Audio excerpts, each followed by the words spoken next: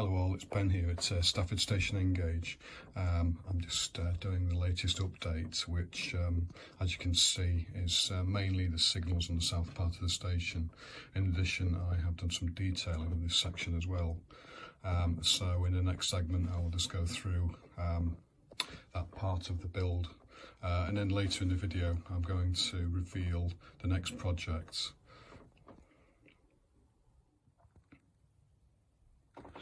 So I've made up the signals for the south part of the station, ready to be installed. So there's this one, which is the gantry signal. So basically it's using the DCC concepts, connectors here. I've tried to make this as flexible as possible so I can remove them when I'm cleaning. So these little plugs, I've chop the lugs off the end so I can get them down in the holes so I can then remove them if I need to transport them, and so eventually they will.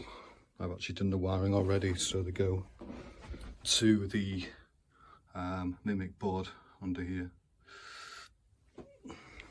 So as I'm doing this part of the platform, or this part of the section, I want to just do some extra detailing. I want to put some trunking in here and in here, and then just weather.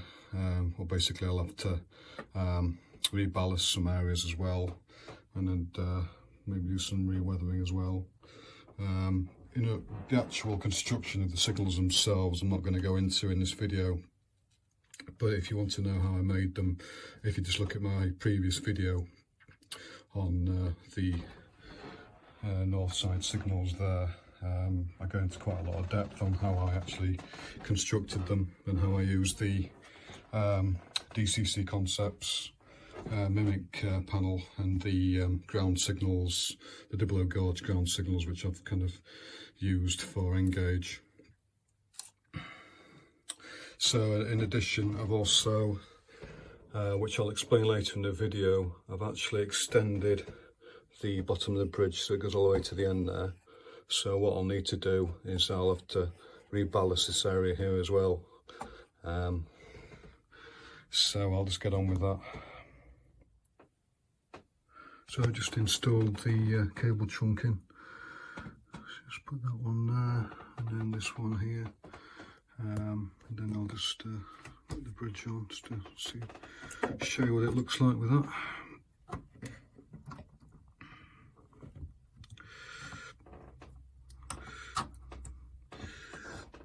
Right, so I just need to reballast it now. Right, I've got the ballasting done. So all I need to do now is just weather it. I wasn't very happy with this dark brown I used originally, so I've just looked at some photographs. Once I try and match the photographs of this area a bit better. So this is the completed part of the station. So I'll just give you some close-ups of some of the detailing. So I'm just going to close up these signals first.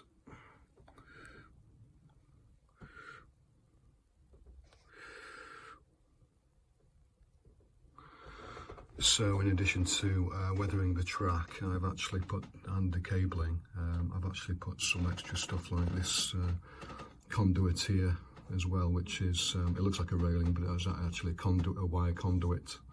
And also I put some cable, electrical points here as well, in these places as well. It's by no means finished. I'll probably put some extra weathering eventually here, maybe some grasses to make this look a bit more rougher. Yeah, so that's the south part of the station done. So this next segment is the new project, which will be basically Stafford South. So it'll be another layout going that way from Newport Bridge. So this is the proposed scheme. So Basically, the idea is to do another layout, which is probably roughly the same length as the current Stafford station, but continuing south from the station. So on the left, you've got Stafford station, which is part of the existing layout up to that bridge, Newport Road Bridge there, which is the basically the WCML coming from the north, Manchester, Glasgow crew. So this new layout extension will basically be this. So you've got the line slowly curving round to the Wolverhampton Road Bridge. So as I've marked there, the WCML splits into two. So off map, it goes into the Trent Valley route. It follows the Queensville curve. And on the right, you've got the Wolverhampton route as well, which splits off. I do believe they meet again at Rugby. So I've just marked some infrastructure as well. So you've got that huge Tesco's, which according to Google Maps is about 371 feet, which in N is about 742 millimetre. As the layout is going to be roughly the same in scale, it might even be that big. One interesting to note is the ex-LNWR LMS sheds there, which are private ownership now, I believe. They're quite interesting. The London and North Western Railway, well, I'm assuming they were built under them, but under the grouping in 1923, they became LMS. So they'd be quite interesting to model as well.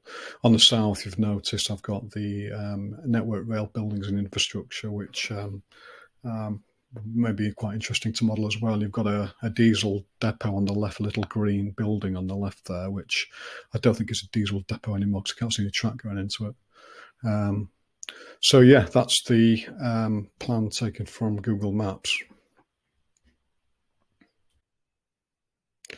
So this is the main plan which will be in the room. So as you can see, I've on the bottom, although I haven't marked the actual track, is Stafford Station, which you're probably familiar with, on the boards below.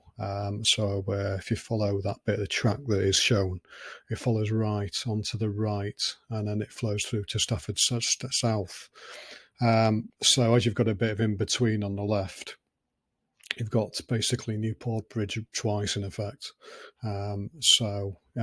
Basically after Newport Bridge, it then follows that sweep that you saw on the last slide about from the Google Maps. So yeah, and then you've got the sidings as well, and then it goes round to Wolverhampton Bridge on the right. I mean, normally it would just continue on the Queensville curve, which would sweep upwards where it would divide, but obviously on my layout, it's bending right back to Stafford, which then comes through to the north of the existing layout. This is the view from kind of like foreshortened, just to get an idea of that curve, which kind of interests me really. This is this nice sweeping curve from the north to south when you come out of Stafford Station.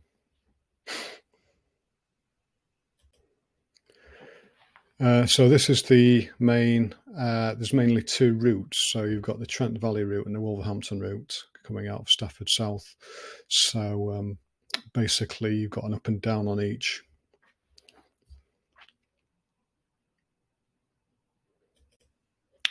Here I've just further indicated the sidings. So on the top you've got the unused sidings, which are kind of left over, you could say, from the LMS BR era. They've still got some catenary going over in places. And on the bottom and in yellow is the kind of like a network rail section of sidings, which appears to still be in use.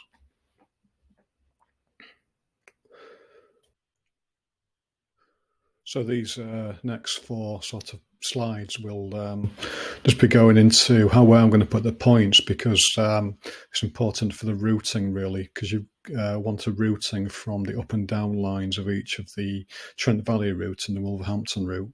So to start with, we've got this one which is from the Trent Valley route to the Wolverhampton route, which is the up route. So that's roughly where the positions of the points and the routing will be for that. on this one, we've got come in north, got the down route from the Trent Valley route to the Wolverhampton route.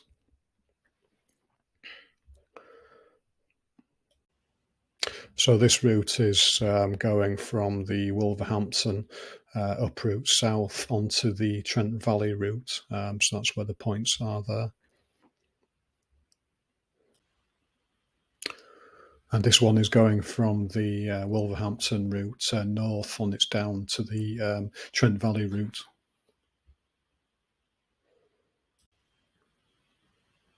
So while I was down in Stafford in early October, I also took some pictures of this section of the line. So for this first picture, well, taken from the train, is the huge Tesco. So that's part of the Tesco's there. Just another sweep of the Tesco's building.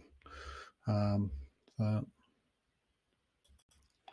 And then this is the LNWR stroke LMS sheds, engine sheds, which quite interesting because they've got this kind of, you could see just the way it says London, you've got some kind of sort of graphics there. So that'll be quite interesting to model. Also note in this picture, you've got the catenary going over this disused part of the track, which is just totally overgrown at the moment, which quite interesting to model, I think. So going further south now, you've got the housing at the back, and also you can see a lot more of the kind of unused siding section as well. I think there's you can even see some of the bullhead rail as well in some of the track work here. Just some of the housing as we approach the Wolverhampton Road Bridge at the back there, and there's a bit more of the kind of unused track there, still the overgrown track with the catenary still going over it. So here we've got the approaching the Wolverhampton Road Bridge again. We've got the some factories with sort of corrugated roofs and things like that. And then from Newport Road Bridge, we've got this picture from Google Earth maps of the south side. I haven't got many pictures of the south side yet, but you've got this building in front here, which is, I think was a diesel maintenance depot, which I'm not sure is used as that anymore. But this is mainly the Network Rail area, I believe. But my plan won't have these red houses on it at all. Those will be cut off. So just a picture of those.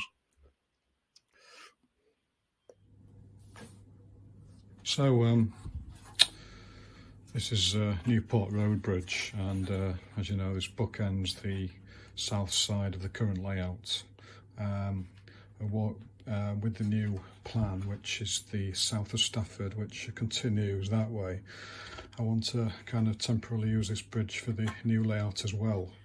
But it isn't set up for this side, which it will be showing on the new layout.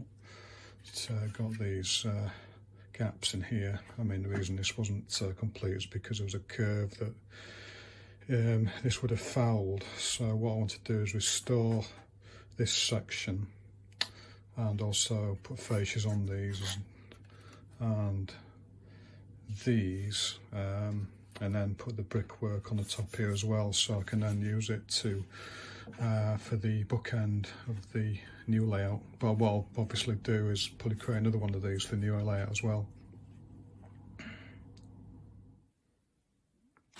So just completed the reface of this side, so just give you a view of that.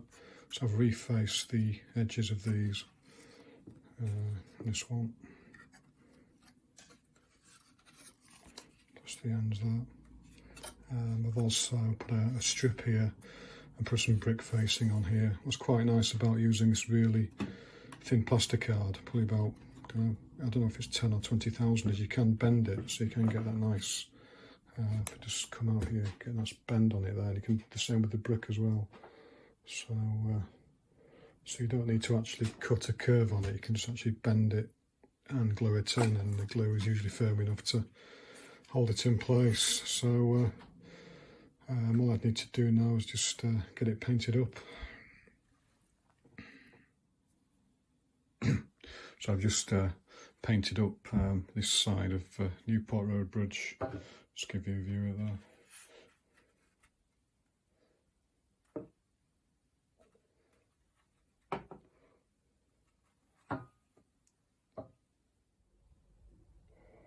So this is Newport Bridge weathered up for the new layout in Stafford South. And I've just put it here just to give you an idea of where roughly it will be on the new layout. So it will be on this side of the room. I will remove these fiddly hard boards. I won't destroy them, because I might want to use them in the future sometime, but I'll basically be rebuilding all the boards, tables for this part here, and this is roughly where the Newport Bridge will be on the new layout. So as you can see, it actually extends. It's got 6.5 centimetres, obviously, of the other side there. So thanks for watching. So hopefully in the new year I'll get started on the new build, and I'll see you then. If you like the video, please subscribe and put a like up, and if you have subscribed, thanks very much. Cheers.